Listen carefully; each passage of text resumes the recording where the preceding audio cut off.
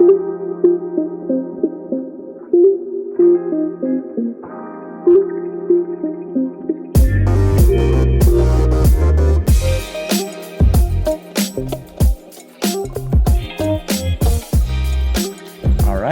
back to another installment of Etc. with myself, Jonah and Prairie. Today, we're going to be talking a lot about college stuff because, all of us kind of just got done, or at least applying to the early action, early decision colleges. So, Jonah, do you want to just talk about, your experiences with college applications and all that kind of good stuff? Yeah, I waited way too long, as I do with most school-related things.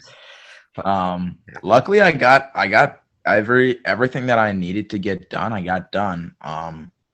Got my letter of recommendation. Got my transcript sent. I got 6 applications done by November 1st. One of them didn't even have to be done, but that Marquette application was so easy. Marquette, if you're listening. Never mind. I shouldn't say anything. Let me in, please. You're a great school. Yeah, excellent. But yeah, no, I did apply to Illinois State, Minnesota, St. Thomas, and Iowa, and then Marquette, obviously on Monday too. But yeah, no, it was honestly, I just kept putting it off because I was worried that it was going to be way too much, and I could have been done weeks ago. For me at least, because I didn't have a ton of like supplemental essays and stuff, it did not take super long. It was just I waited too long to get it all done, and then it took longer than it should have. But all in all, it wasn't too bad, and I got all my applications in when I needed to. So yeah, do you want to kind of just for the audience tell them your desired major and your career interests, maybe some of the reasons why you chose the schools you applied to, beyond reasons of just like majors, because there's other reasons to apply to schools too. Yeah. Minnesota, University of Minnesota, Twin Cities, and University of St. Thomas in St. Paul, Minnesota. Those two are like kind of my top 2 choices right now. My parents went to school in St. Paul, and I have a ton of family in Minnesota. So Minnesota has always been a huge part of my life. I've gone up there for holidays, Christmas, 4th of July, my entire life. So I guess I've always been drawn to go to school there and like actually live there for an extended period of time. I am not looking forward to the cold. It's already cold here and I really hate it. That's why there is a potential I might still apply to LSU, because LSU, I don't have to apply there till like December 15th. Anyways, Minnesota and St. Thomas are both, they're kind of opposite ends of the spectrum. Minnesota has like 40,000 plus undergraduate students, and St. Thomas has 6,000. So it's kind of odd that those are my top 2 schools right now, but they're both excellent schools. Minnesota has a sports management program. If I end up going there, that's what I would go into. St. Thomas does not have a sports management major. So if I go there, I would probably end up majoring in business and then just look for any opportunities I can find to get into the sports side of things from the business side. They're obviously, the Twin Cities are home to 4 major league, well, actually 5 if you count soccer. I don't. Home to the Twins, the Timberwolves, the Wild, and of course the Minnesota Vikings. Yeah. And then St. Thomas is newly D1. Minnesota is obviously D1, a Big Ten school. So yeah, I mainly. When did St. Thomas become D1? Do you know? When? Yeah. This year was their first year. Oh, okay. Well, for all sports, or? Yeah, it is all sports school wide. So nice. That is pretty cool. It's cool that would be an option even at a smaller school. They have a football program that's now D1. So I know when I went to visit there, everyone there is pretty excited about that. So yeah, that's the biggest thing, is looking to go into the sports field. So looking at bigger schools with mainly big football programs, because that's definitely my biggest interest, is football, like the football side of things. But whether it be at a big school like Minnesota, a small school, like St. Thomas, maybe somewhere in the middle, like Illinois State. That's just definitely that's the route I'm looking to take. Nice. So what about you, Grant? I mean, I know you were way ahead of me on the college application aspect of things, but how did all that go for you? Well, it went pretty well. I got everything I needed done in time in terms of early action. I'm only applying to four schools I'm applying to. I already applied to Illinois, Indiana, and Michigan, all three of which took early action. And I'm also applying to Wash U. I haven't finished their application yet, but I still got until at least December. I'm not exactly sure, but I still have plenty of time. I like all of the schools a lot. My favorite is Michigan though by a pretty large margin. That will be my dream school for sure. However, no matter where I go, I'm gonna major in finance. The way Michigan works though is for their business school. There's not really individual majors. You just kind of take their like their business pathway. So you go and get your BBA, and then but you can like declare like a concentration. So if things worked out and I got into Michigan, I'd major in business and get my BBA, and then probably declare a concentration in finance. In terms of the application process, they were pretty good. All four of my schools took the Common App, which I'm pretty sure is the same for you. Yeah. Illinois was pretty good. Illinois just had the Common App essay and then a couple short, just like 150 word essays, which basically were just like describe like why you do your major. Indiana, I think, only had one supplemental essay, which wasn't too bad. But Michigan had four essays in total, including the Common App and some other stuff too. But so that was the most precarious application, but I gave myself plenty of time. I mean, I wasn't actively working on it every day, but I worked on it at least for over a month in total. So I'm pretty happy with how that turned out. I definitely put my best foot forward. So even if I don't get in, I'm happy with, my effort I put forward because I did basically the best I could. So we'll see how that goes, but You'll get in, and then you have to buy Travis Scott's. So we'll see. We'll see about that. In terms of career aspirations, I definitely want to work in New York somewhere for an investment bank.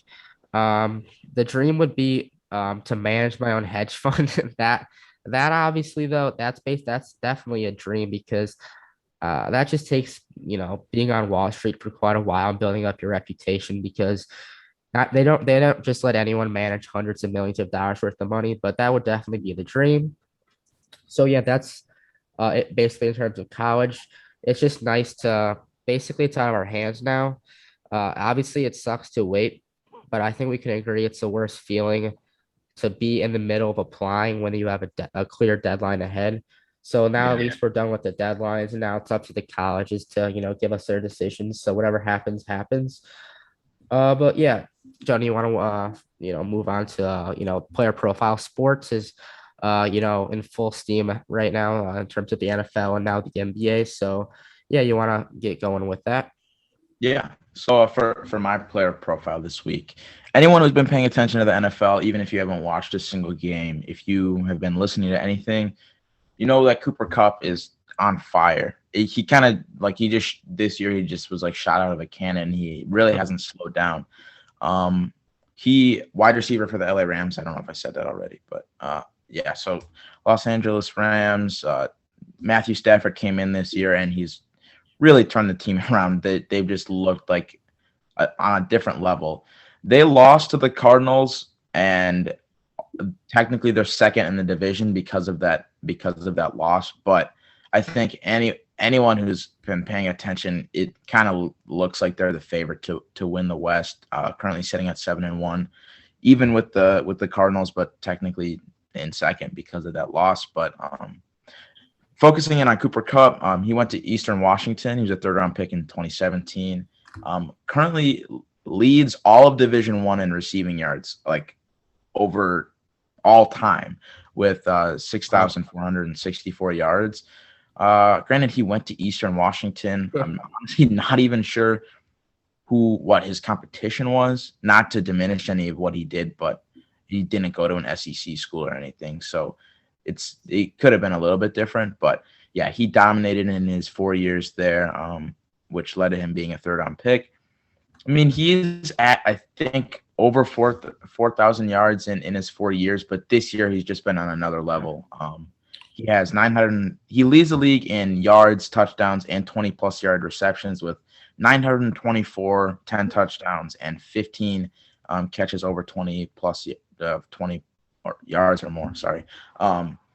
And with 924, has more than 100 yards more than the next closest person, which is Deebo Samuel, who I think has like 810 or something.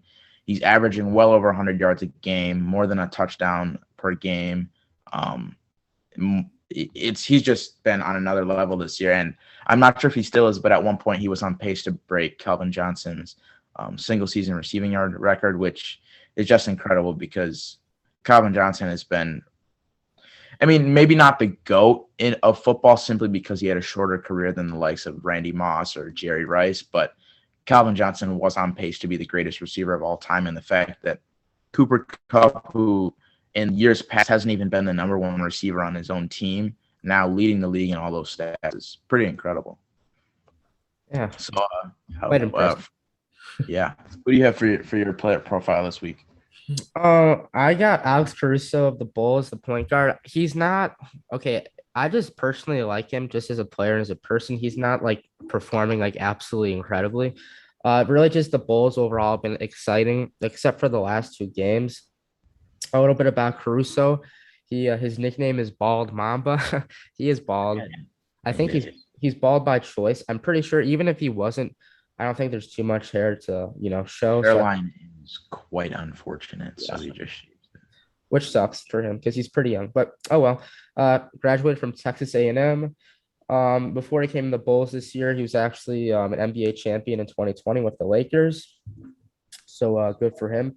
The Bulls, they are 6-3 now. They did lose again last night, unfortunately, to the 76ers. They're tied for third in the Eastern Conference. Just some of Caruso's 20, 21, 22 season stats. Just keep in mind, the season's only been on for 9 games, so take these with a grain of salt. He's averaging 8.1 points per game, 2.4 total rebounds per game, 4.1 assists per game. He's shooting 46.3% field goal percentage and 35% three percentage. So those stats aren't necessarily amazing. I'm just picking Caruso because I couldn't pick the Bulls as a whole as a team because it's just a player profile. But I'm really excited for the Bulls this season, and Caruso has just kind of been a fun character.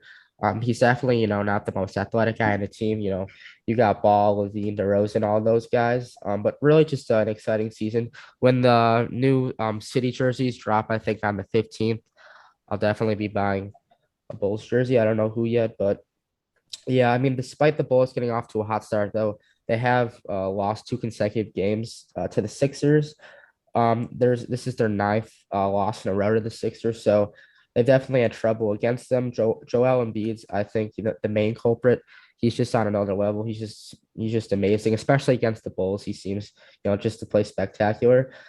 So despite the Bulls, losing 2 games in a row, they're still doing great. I think they have, they'll do great this year. And it's just they're providing excitement to the city of Chicago.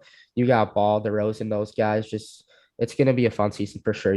This whatever the outcome is. So that's provides a nice distraction to the Bears.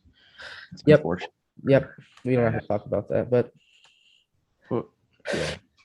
I mean, obviously, yeah, the Bears have not been playing well. I guess the only thing.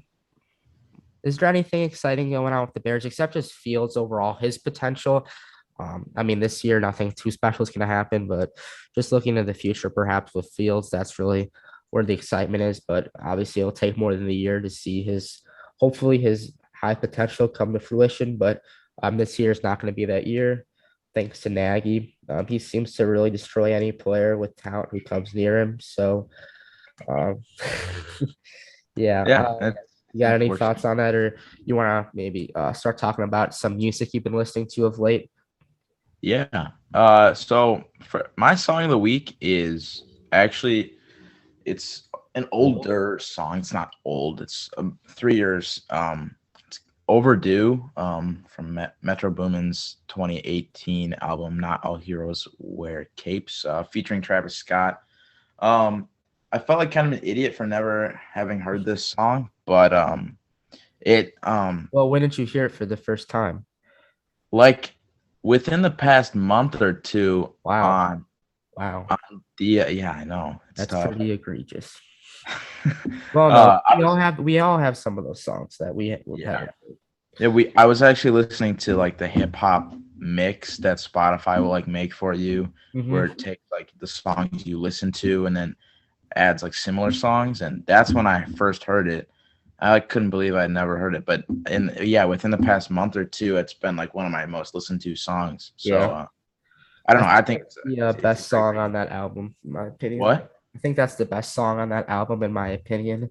Yeah, I just think it's funny because I think it's actually a collaborative project with Metro Boomin and 21 Savage, but all 21 Savage does on the songs just go 21, 21.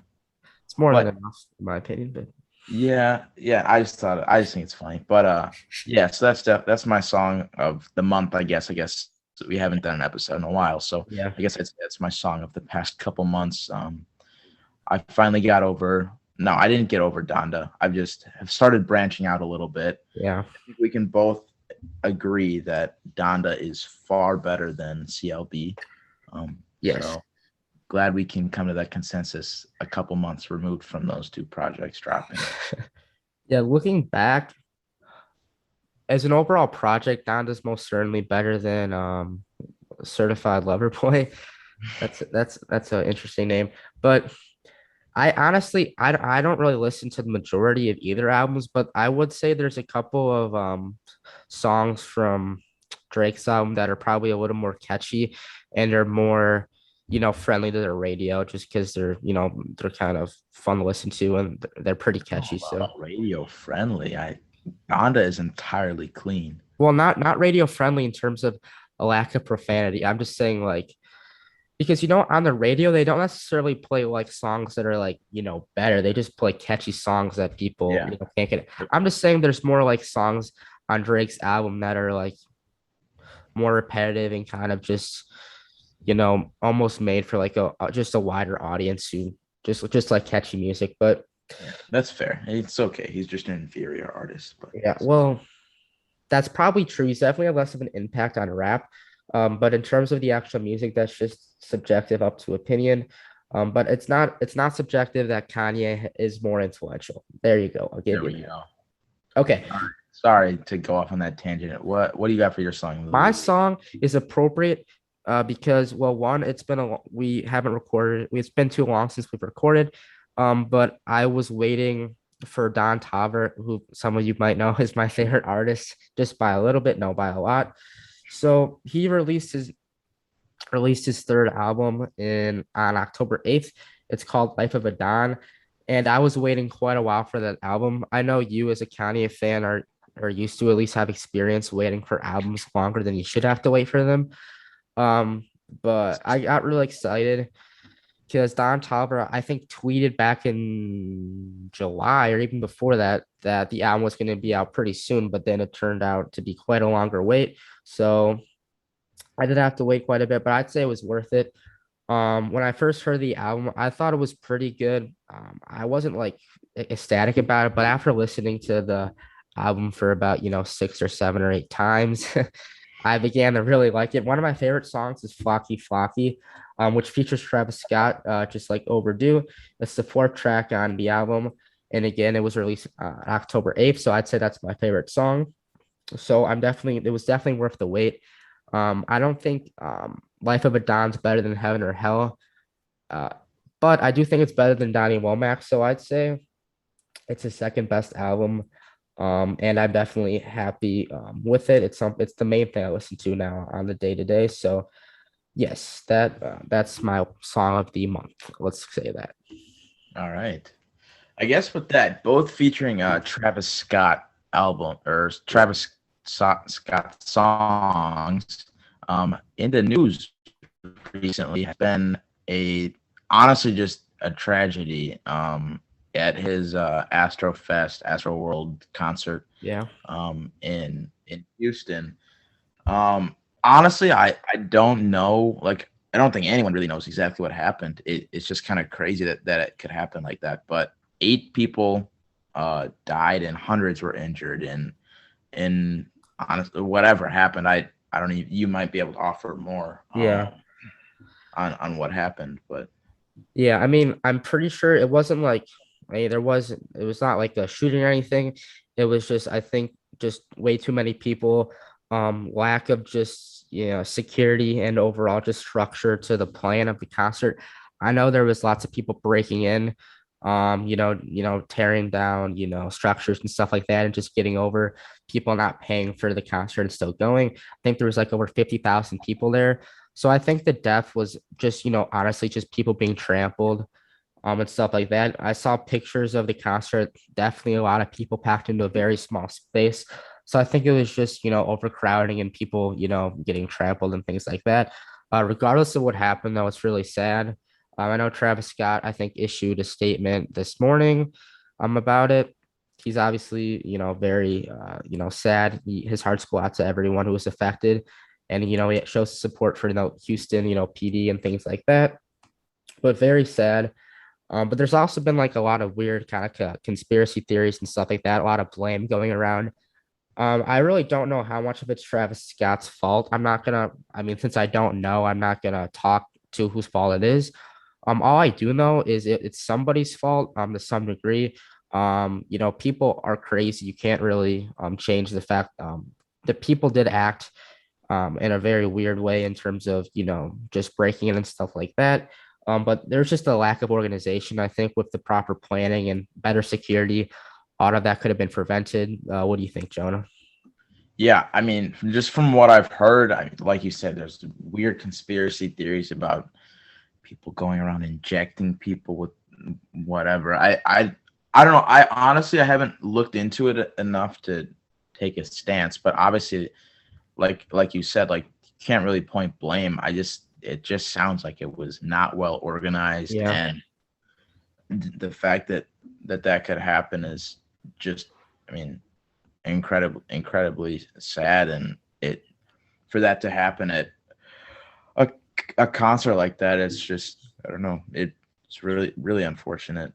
Yeah, just like obviously, just to be clear, we're not completely sure about like the details, obviously, because it just happened. A lot of it's kind of, not too specific, but I mean, I think it was mostly because of trampling. The stuff about injections, we have no idea whether or not that's true. That's just kind of what's been talked about. So, who knows if that's true? All we know is that it definitely is a tragedy. And I think it probably could have been prevented with better planning, but we'll just have to wait for more details to come out. But we're definitely kind of saddened to hear about that and just hope that the families are doing okay and that everyone's getting the treatment that they need. You have anything else to add, or do you want to probably move on? Yeah, I don't know. There's not much else to add there. I just think it's right now, like you said, it's just so much up in the air. Can't really speak too much on it. Yeah. Obviously, just super upsetting to hear about the loss of life. Yeah. Just some moving on to some other current events. I think Pfizer, obviously the pharmaceutical company, I know their stock blew up quite significantly on Friday. I think their stock went up 10%. I think that was in response to they're working on that antiviral pill that you can just, take. It's not an injection or anything like that that can significantly reduce your chance of dying from a COVID hospitalization. So that sounds pretty good. I think the number was like it reduces your chances of dying by 89% chance. So that's great to hear. Just, more progress in terms of, COVID treatments and things of that nature. What do you think?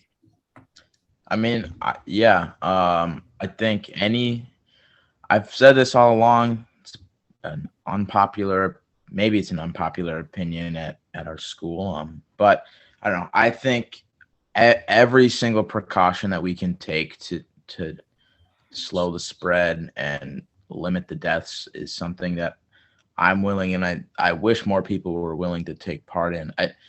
Just the idea that these things aren't studied is kind of, it's odd to me. I think I think it's obviously a big time pharmaceutical company like this is they know what they're doing. They're using years of research. It's not like it's stuff that they've just started doing. I think that and any opportunity that we have to slow things down and get to the point of just no more COVID is Yeah.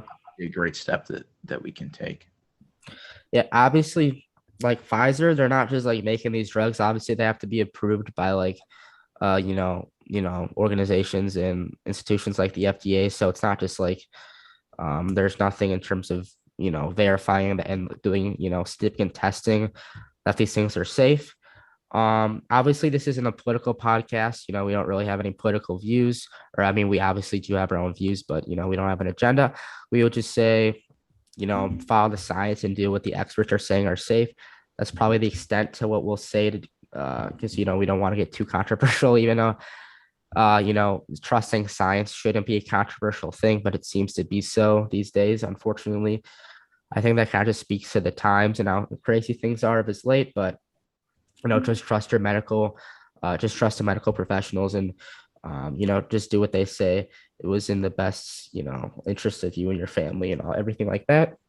Mhm. So Jonah, you have anything else to add in terms of that or no? Not really. I guess it's another current event Yeah, issue, kind of more on the sports side of things, but still related to COVID. yeah, As the NFL season has gone on, more and more players each week have ended up on the COVID reserve list, whether it be to a positive test or just exposure.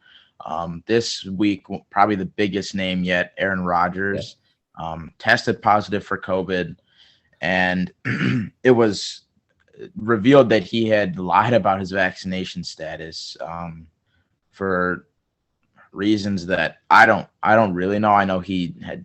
I heard at one point that he was worried about like infertility or something, and then there was another thing that said he was allergic to whatever was in the vaccine. So I feels like a lot of fingers just being pointed around, excuses being made. I mean, I just think it's a little bit interesting as to how much media coverage it's gotten. Um, Somehow, a player killing someone this week was not the biggest story in the NFL. Um, I think that just shows, I guess, maybe the time that we're in. Obviously, COVID is a huge focus, but I think personally, I think there's something wrong with that. I think the fact that a player got behind the wheel, made a stupid decision, and killed someone that, and the fact that that wasn't the focus of the week, that's not the biggest story out of the NFL this week, is kind of upsetting. I mean, Aaron Rodgers did something stupid. Maybe he did lie about being vaccinated, but at the end of the day, he's on the COVID list. Nothing is going to change. Maybe he'll get fined. Maybe he won't. But it's in my opinion, I think it's odd that's what people are choosing to focus on yeah, when there's the NFL has a lot of issues that actually need to be solved, and I feel that a little bit too much time is going into this whole Aaron Rodgers situation. To be honest, it's kind of the opposite of what we were just saying about getting vaccinated. Still do that, obviously, but to a certain extent, like the NFL, if anyone has well, been yeah, paying attention to what's going on in the NFL recently, it yeah, has for sure. much bigger issues.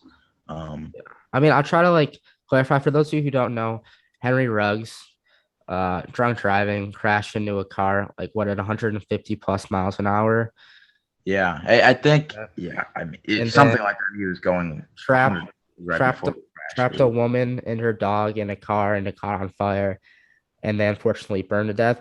But I think what you're saying is um like obviously, we want people to be safe and get vaccinated, but just like the fact that there's like as much focus on Aaron Rodgers' COVID result than like an innocent person like being killed to a DUI. I think that just shows obviously we're on the side of science and doing what's safe, but I think that just shows like the media's obsession with trying to politicize the pandemic and in always being obsessed with COVID. Like, I mean, they'll do whatever it takes to, get a new headline. And I think that was illustrated by focusing, a lot on Aaron Rodgers, even more than, or even just as much so as, a player, killing someone.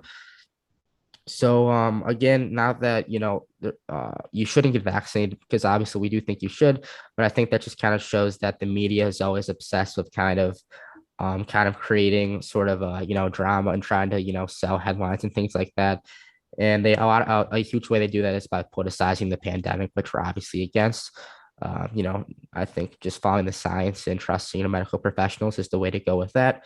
But yeah, that's an interesting critique of the media that they're way more obsessed with a COVID test than like actually someone killing someone due to a DUI. So I think that's kind of what we were trying to say in terms of that. Yeah. Well put. Hopefully it didn't come. Yeah. Yes. Agreed. All right, now moving on to a slightly lighter topic, we have our what was once called quick takes, and due to them not being quick, we decided to rename them slow takes. The question is, how would you spend $100 million? The reason that we chose this was because I believe yesterday on Friday, Elon Musk put out a Twitter poll that said there's based on the results of his poll, he either will or will not sell 10% of his holdings in Tesla, which I think is the equivalent of $20 billion. I think over 30% of which would go to the government through capitalist gain taxes.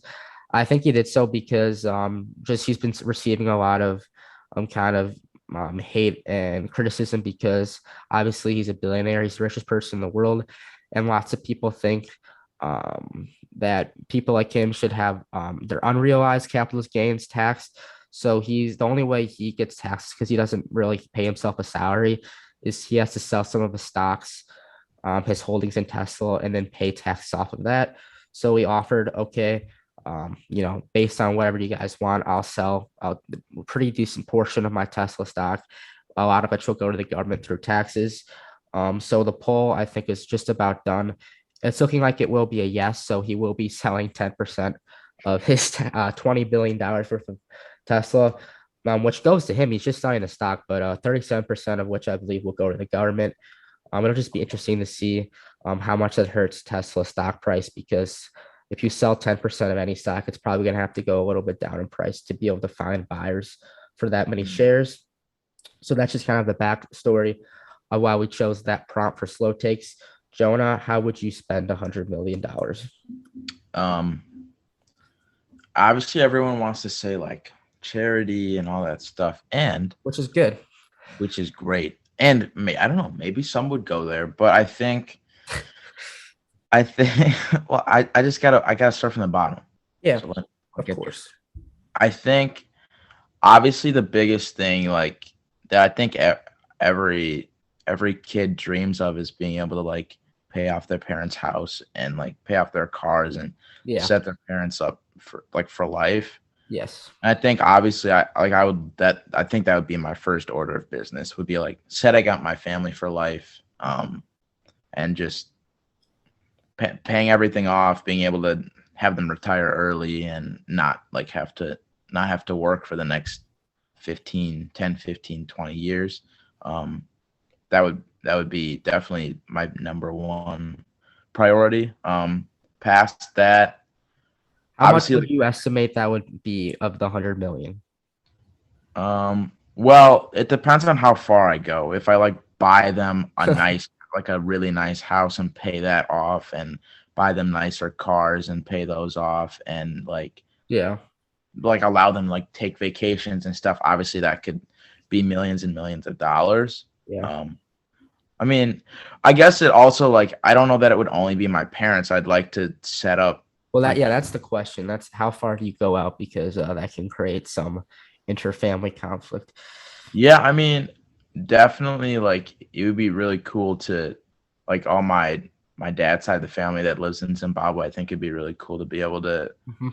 set them up, and whether it be just send them money and help them there, or bring I don't know, help them make it to the states. Either way, I think there's a lot of really good things that can be done with that money. And I don't know, like I guess it's hard as a high schooler to have a grasp of what $100 million is and like It's a lot. what you're like obviously it's a lot, but it's hard to know what you're actually capable of doing with it. In Yeah. terms of travel expenses and how many people you can actually help. But I think that would be my primary goal, would be obviously set up my parents, set up my grandma, both grandmas obviously, and then from there on out, like help both sides of the family and just I don't know, do what I can from there. Yeah. Maybe buy a couple cars, Yeah, you got it. That's a very good answer. shoes. Yeah. I mean, I would say likewise, I gotta take care of the family first. I'm probably only gonna, do stuff for the direct family, just the mom and dad and the brothers. Just because if you go beyond that, it gets a little too technical in terms of how much to give to, which relative. Again, that could create some, fighting, which is not what we want. You might get a phone call from a third cousin you haven't seen in quite a while. So I don't think I even know my third cousin. yeah, well, you might get to know him if you make $100 million. Um, but Point. I'd say probably put off $10 million, just paying off my parents, house, their cars, maybe setting them up with, their dream house, their dream cars, things like that. That 10 million should probably hopefully also be enough to put away for retirement for myself personally and for my kids' education, or yeah, secondary college education. If that's a little over 10 million, that's fine, but we got to get all that stuff squared away first. But then after that, whatever's left, whether that's 90 million, 80 million, 75 million, that would honestly probably have to go into a hedge fund where I'd start to manage the hedge fund, because part of, obviously that's my dream, to manage a hedge fund, or one of my dreams. There's tons of jobs I'd love to have, but the hardest part, to being able to manage a hedge fund is just getting the reputation to have the ability to, manage that much capital. But if I had that much capital on my own, I could just start investing myself. So I think that would be the dream. Um, yeah, $100 million. Yeah, some of it would go to my family, getting them squared away, and the rest would go to bringing my dream job to life. So, Yeah. No cars? the cars. They come later. Yeah, I mean, I'll pay myself a salary for my hedge fund job. Yeah, there will be plenty of cars. But You can finally get those Travis Scotts. yeah. So Yeah, for those of you who don't know, Travis Scott, he's referring to Travis Scott sixes, which are a pair of shoes. We're both huge fans of shoes, specifically, Jordans, Yeezys, things of that nature. So those shoes, yeah. We have a deal. When yeah. Grant gets into Ross, he has to buy Travis Scott's. So Um, I regret that decision. One, because so they're quite expensive shoes. We might have to revise those terms, maybe maybe for a little cheaper of a shoe, because I'm not made of money. But I think that's gonna be it for this show. I'm sure we'll have a show later down the road that's specifically dedicated to talking about our interest in shoes and everything that goes into that, because you could talk a long time about shoes in terms of buying, selling specific kinds, everything like that. But that's it. Jonah, you got any closing thoughts? um not not much more than that. I don't know. Thanks for listening. Yeah, thank you guys for listening. See you guys on the next one.